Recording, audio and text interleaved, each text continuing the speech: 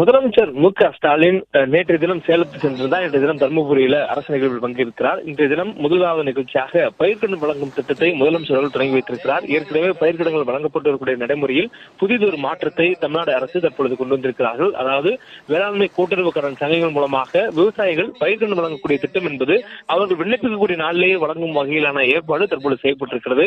இணைய வழியில் விவசாயிகள் விண்ணப்பிக்கக்கூடிய அன்றைய தினமே அவர்களுக்கு பயிர்க்கடன் வழங்கக்கூடிய இந்த திட்டம் என்பது தற்பொழுது முதலமைச்சர் அவர்களால் தொடங்கி வைக்கப்பட்டிருக்கிறது. மேலும் இதற்கான பயனாளிகளுக்கும் முதலமைச்சர் அவர்கள் அதற்கான அந்த அட்டையை வழங்கியிருந்தார். தொடர்ந்து அந்த பகுதியில் இருக்கக்கூடிய அந்த வேளாண்மை கூட்டுறவு மையத்திற்கும் அந்த சேவை மையத்திற்கும் நிறைய சென்று முதலமைச்சர் அவர்கள் ஆய்வுகளை மேற்கொண்டு வருகிறார். இந்த பொது சேவை மையம் என்பது அதிகமான்கோட்டை பகுதியில் இருக்கக்கூடியது.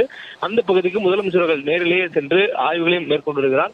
இதுபோல் முதலமைச்சர் அவர்கள் இன்றைய தினம் தருமபுரி மாவட்டங்களில் பல்வேறு அரசு நிகழ்ச்சிகளில் பங்கேற்க இருக்கிறார். அதே போன்று முதலமைச்சர் ஒவ்வொரு மாவட்டங்களுக்கும் செல்லும் பொழுது அரசு நிகழ்ச்சிகளில் பங்கேற்பது மட்டுமல்லாது கட்சி சார்ந்த நிகழ்ச்சிகளும் அதே நேரங்களில் அரசு சார்ந்த அலுவலகங்கள் ஆய்வு மேற்கொள்வது உள்ளிட்ட பணிகளிலும் ஈடுபடுகிறார்.